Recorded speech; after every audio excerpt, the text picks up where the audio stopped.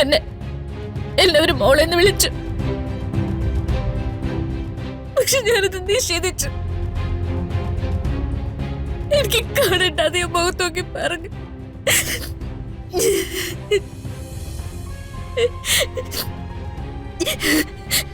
ഇത്രയും കാലം എന്നെ പറ്റിച്ചല്ല. പിതാമരത്തിന്റെ വേഷത്തില് എന്നെ തൊട്ടടുത്ത് നിന്നിരുന്നത് എന്റെ അമ്മയാ. എന്തിനായിരുന്നു അത്? ഞാൻ എന്ത് തെറ്റ് ചെയ്തിട്ടാ? രാധിക, താൻ അമ്മയെ നിശ്ചയിച്ചപ്പോ അമ്മ എന്തു പറഞ്ഞു? ഞാൻ നോക്കിയില്ല. ഞാൻ അമ്മയുടെ മുന്നിൽ നിന്ന് ഓടിപ്പോയി. പക്ഷെ ഇവിടെ വന്ന് ആലോചിച്ചപ്പോ അമ്മ പറഞ്ഞ കഥകളൊക്കെ കേട്ടവളല്ലേ ഞാൻ. ആ അവസ്ഥയിൽ ഇപ്പൊ എന്ത് ചെയ്യാൻ പറ്റും? അവസാനം കണ്ടെത്തിയപ്പോ കൊല്ലാതിക്കൊല്ല എല്ലാരും. എന്നെ രക്ഷിക്കാനല്ല അമ്മ മുഖം മൂടി അണിഞ്ഞത്. എനിക്ക് വേണ്ടിയായിരുന്നില്ല എല്ലാം. ഇപ്പൊ അഭിമാനത്തോടെ ഞാൻ എന്റെ നെഞ്ചിൽ കൈവച്ച് പറയാ, ഞാൻ അനാഥയല്ല.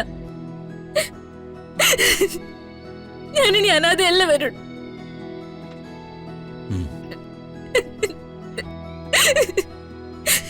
എന്റെ അമ്മയെ തേടി കണ്ടുപിടിക്കാൻ ഏറ്റവും കൂടുതൽ കൂടെ നിന്നത് വരുണ. വരുൺ വാ. എങ്ങോട്ട്?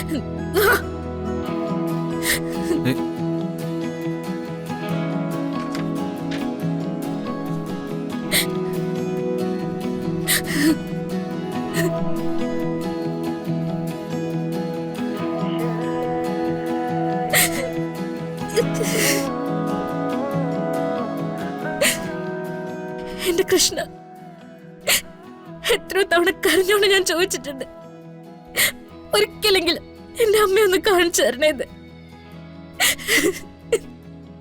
ഒടുവിൽ എന്റെ മുന്നിൽ ഒന്ന് കൊണ്ടുവന്നത് എത്തിയല്ലോ.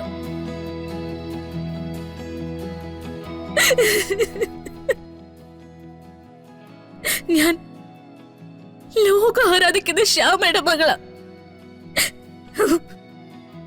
ദൈവങ്ങളുടെ പേരിനൊപ്പം ഞാൻ ചേർത്ത് വെച്ചിരുന്ന ആ പേര് ഇനി എനിക്ക് സ്വന്തം.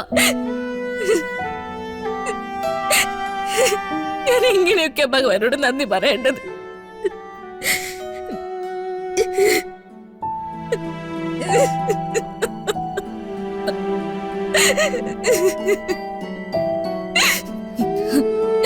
ഇനി ഞാൻ എന്റെ അമ്മയെ വേദനിപ്പിക്കില്ല, ഒരിക്കലും വേദനിപ്പിക്കില്ല. എനിക്ക് എന്റെ അമ്മ വേണം.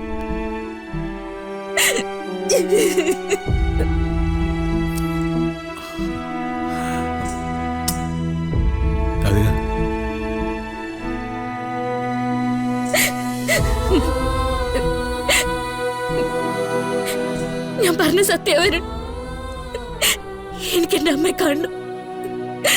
എന്റെ അമ്മ എനിക്ക് സ്നേഹിക്കണം, തീരോളം സ്നേഹിക്കണം.